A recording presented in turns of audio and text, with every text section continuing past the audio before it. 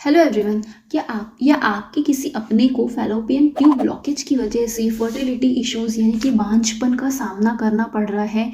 तो फिक्र मत कीजिए, आज की इस वीडियो में हम आपको समझाएंगे फैलोपियन ट्यूब ब्लॉकेज क्या होता है, इसे कैसे डिटेक्ट किया जाता है और सबसे ज़रूरी इसको हम रिमूव कैसे करेंगे।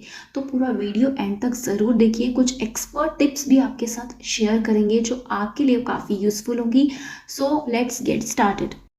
सबसे पहले एक बेसिक थिंग कि फैलोपियन ट्यूब ब्लॉकेज होता क्या है। ठीक है, इसको आसान भाषा में हम समझते हैं क्योंकि बहुत सारे लोगों को यही नहीं पता होता। तो फैलोपियन ट्यूब जो है एक नैरो सी पतली सी ट्यूब होती है जो कि आपकी ओवरीज यानी कि अंडाशय और यूटरस यानी कि बच्चाधानी, इन दोनों को आपस में कनेक्ट करती है। इसका काम ये होता है कि आपका जो एग्स रहता है उसको ओवरीज से लेके यूटरस तक लेके जाने का।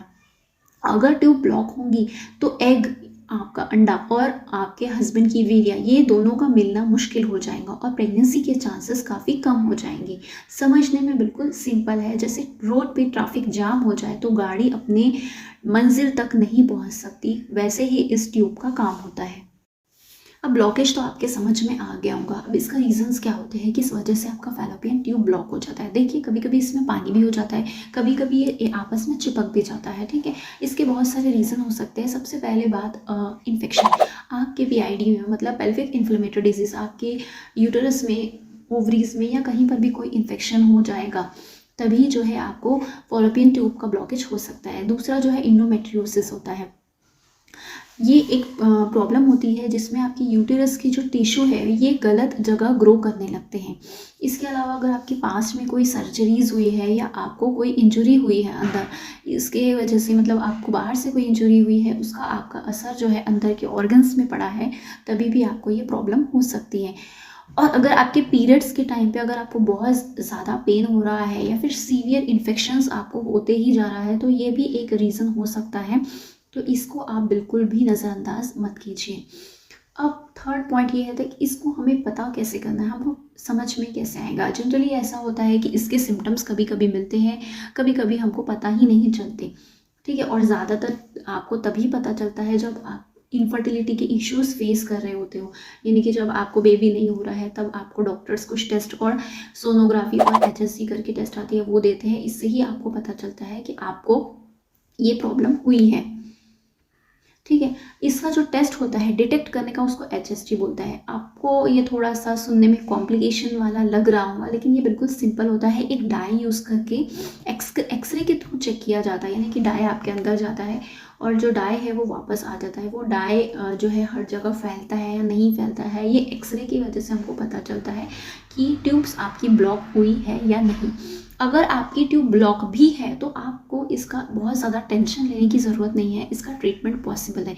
होम्योपैथी और आयुर्वेदिक में तो आपको मेडिसिन के बेसिस पर भी ये आपके ट्यूब्स जो है ब्लॉकेज रिमूव होता है। हाँ, अगर आप मॉडर्न मेडिसिन या एलोपैथी की तरफ जाएंगे तो वहाँ पर आपको वो लोग सर्जरी वगैरह करवाने के लिए बोल सकते हैं। अब इसका ट्रीटमेंट क्या है ये सुन लेते हैं। ठीक है, कभी कभी मेडिकेशंस और एंटीबायोटिक्स यानी कि मॉडर्न मेडिसिन की, एलोपैथी की एंटीबायोटिक्स या मेडिसिन बहुत सारा होती है, जिससे थोड़ा बहुत सा इन्फेक्शन या ब्लॉकेज तो रिमूव हो ही जाता है।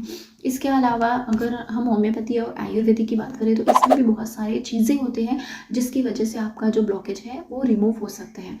और सबसे बड़ी चीज़ ये है कि कैस्टर ऑयल पैक आपके ट्यूब्स को खोलने के लिए बहुत ज़्यादा ज़रूरी होता है।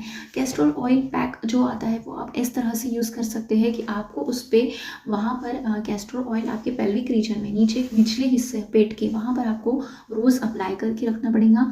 और आपका पास जो हॉट वाटर बैग होता है ये आप वहाँ पर रखेंगे तो इसकी सिकाई से जो है अंदर के जो टिश्यूज़ है वो खुलने लगते हैं। इसके अलावा जो है आपको बहुत सारे योगा प्रैक्टिस करनी पड़ेगी, जैसे बटरफ्लाई एक्सरसाइज या सूर्य नमस्कार, ये सब आपको करना पड़ेगा, जिसकी वजह से वहाँ का सर्कुलेशन इम्प्रूव हो और वहाँ की चीज़ें भी सही हो। तो ये आप यूज़ करके देख सकते हैं।